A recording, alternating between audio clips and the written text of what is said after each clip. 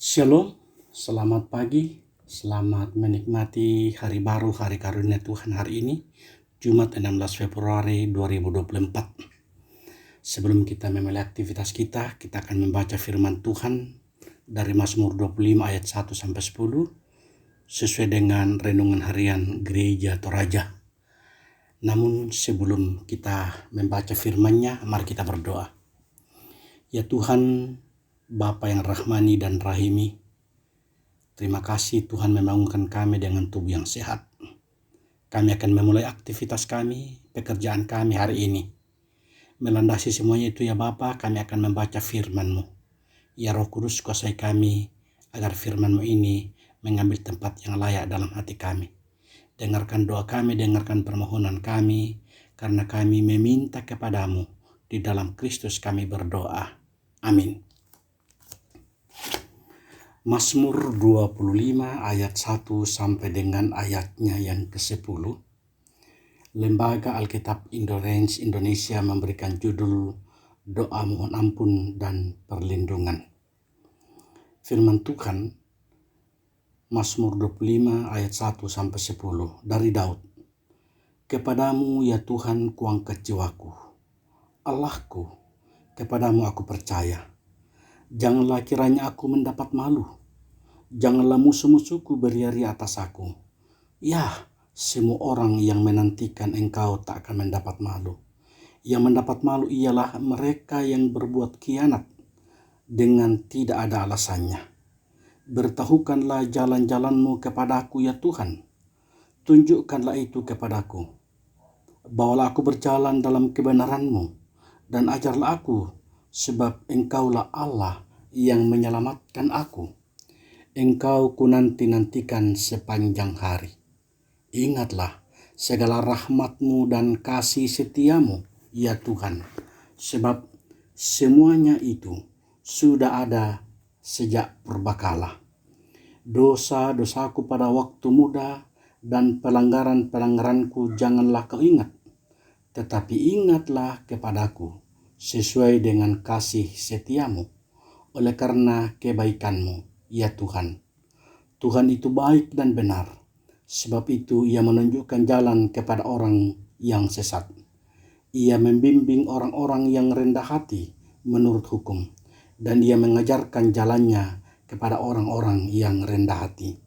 Segala jalan Tuhan adalah kasih setia dan kebenaran bagi orang yang berpegang pada perjanjiannya dan peringatan-peringatannya. Ibu bapa, saudara-saudara yang dikasihi di dalam Kristus Yesus, firman Tuhan ini yang kita renungkan hari ini, saya beri tema segala jalan Tuhan adalah kasih setia dan kebenaran. Tentu bertolak dari ayatnya yang ke-10. Segala jalan Tuhan adalah kasih setia dan kebenaran bagi orang yang berpegang pada perjanjiannya dan peringatan-peringatannya. Ibu bapa, saudara-saudara, hidup dalam jalan Tuhan adalah hal yang terbaik, yang paling baik, yang seharusnya menjadi pilihan setiap insan, menjadi pilihan setiap orang, apalagi orang yang percaya kepada Tuhan. Namun ada kalanya kita tidak memahami apakah sesuatu hal merupakan jalan Tuhan atau jalan kita. Kita tidak bisa membedakan apakah ini jalan Tuhan atau jalan kita, keinginan Tuhan atau keinginan kita. Itu kadang terjadi dalam kehidupan kita. Seringkali kita tidak mengenal jalan-jalan Tuhan sehingga kita memaksa Tuhan untuk menyetujui, memaksa Tuhan untuk mengikuti kemauan dan kehendak kita serta segala rencana kita. Jadi Tuhan diberikan suatu tempat untuk menyetujui atau mengikuti apa yang ada di dalam keinginan kita. Orang yang hanya berfokus pada hal-hal yang lahiriah saja akan mudah kecewa dan bersungut-sungut kepada Tuhan. Oh Tuhan, kenapa ini terjadi? Oh Tuhan, semuanya saya sudah lakukan, kenapa bisa terjadi? Ketika kita tidak berjalan dalam jalan Tuhan, maka kita tidak akan tahu cara Tuhan bekerja dalam kehidupan kita. Jadi ibu bapak, yang penting di sini adalah belajar mengerti, tahu tentang jalan Tuhan. Jalan Tuhan pasti mengandung unsur kasih setia, yaitu kasih itu sabar, kasih itu murah hati, kasih itu tidak cemburu, kasih itu tidak memegahkan diri, kasih itu tidak sombong, kasih itu sopan, kasih itu tidak mencari keuntungan diri sendiri, kasih itu tidak pemarah, kasih itu tidak menyimpan kesalahan orang lain, dan kasih itu sabar menanggung segala sesuatu. Jadi ibu bapak, jalan Tuhan itu juga memiliki unsur kebenaran. Dan kebenaran itu ada di dalam diri Yesus Kristus yang telah mati dan dibangkitkan untuk menebus dosa ibu bapa, saudara dan saya, untuk menebus dosa manusia.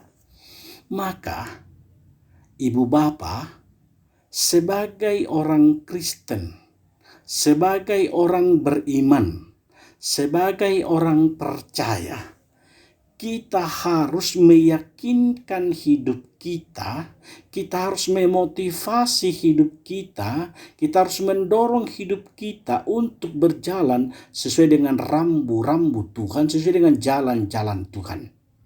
Walaupun kadangkala kita menjumpai masalah dalam kehidupan kita, namun kita harus menghadapinya sebagai sebuah kesempatan, sebagai sebuah peluang untuk kita dalam mendapatkan yang terbaik bagi kita.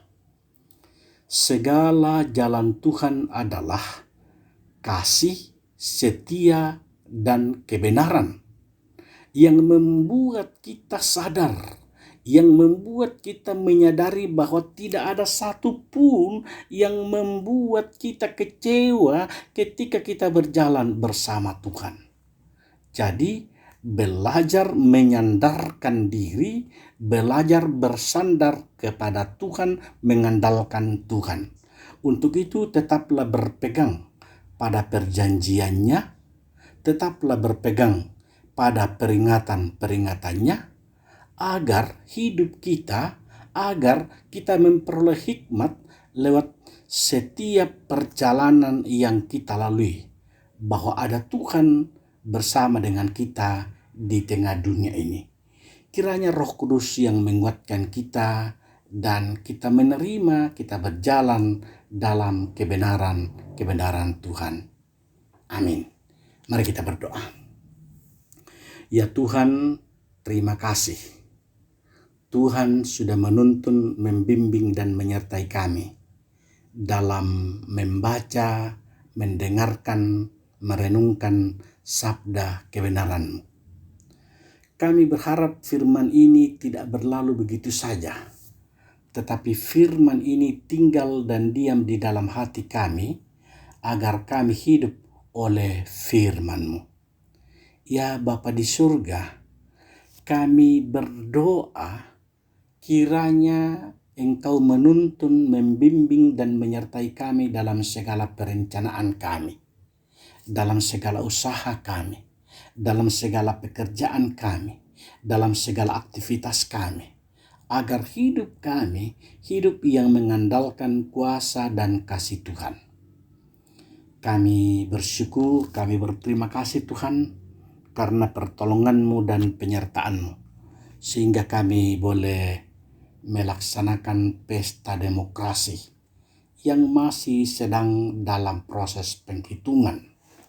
Tuhan memberkati pemerintah, Tuhan memberkati KPU, Tuhan memberkati polisi, tentara, Tuhan memberkati keamanan, para petugas yang memberi diri mengangkat tugas dan tanggung jawab itu untuk kemuliaan bagi nama Tuhan.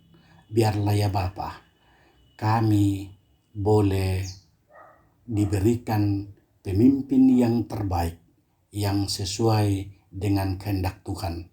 Kami percaya Tuhan bekerja di dalam hati kami untuk memilih yang terbaik menurut Tuhan. Bapa di surga, kami berdoa untuk para lansia. Kami berdoa untuk saudara-saudara kekasih kami yang dalam keterbatasan. Karena keterbatasan secara fisik, mereka sedang dalam pergumulan. Namun dengan iman kami percaya berkat-Mu, rahmat-Mu, pertolongan-Mu akan senantiasa menguatkan mereka sehingga mereka hanya dalam perlindungan dan penyertaan Tuhan. Ya Bapa di surga, kami berdoa untuk saudara-saudara kekasih kami yang sedang dalam rumah tahanan. Engkau yang memberkati, Engkau yang melindungi, Engkau yang menguatkan mereka. Biarlah ya Bapa, di dalam kerinduan akan firman-Mu, mereka menantikan kuasa, rahmat, dan pertolongan Tuhan baginya, agar mereka tetap berproses untuk kemuliaan bagi nama Tuhan. Biarlah ya Bapa, kami boleh menikmati dan merasakan keadilan daripada Tuhan. Ya Bapa di surga, juga kami berdoa untuk pemerintah kami dari tingkat pusat sampai kepala-kepala lingkungan, kepala RT. Tuhan memberkati, Tuhan melindungi. Biarlah ya Bapa, mereka boleh menjadi saluran berkat-Mu. Mereka menjadi wakil-Mu di tengah-tengah dunia ini. Kami berdoa untuk Bapak Bupati dan Wakil Bupati. Biarlah ya Bapa, mereka boleh mengatur dan menata daerah ini untuk kemuliaan bagi nama-Mu. Demikian pun para camat, para kepala lembang, dan kepala kelurahan, dan kepala dusun, kepala RT, kepala lingkungan. Kami percaya Tuhan memakai mereka semuanya sebagai saluran berkat-Mu. Karena itu Tuhan, juga kami berdoa bagi saudara-saudara kekasih kami yang mungkin sedang dalam pergumulan karena sakit penyakit. Oh Tuhan, lindungi dan sertai mereka, agar mereka boleh disembuhkan, mereka boleh dipulihkan karena kuasa dan kasih Tuhan. Dengarkanlah doa kami, dengarkan permohonan kami. Kami meminta kepada-Mu Tuhan, di dalam Kristus kami berdoa. Amin. Demikianlah firman Tuhan. Selamat beraktivitas, Tuhan memberkati, kure semangat.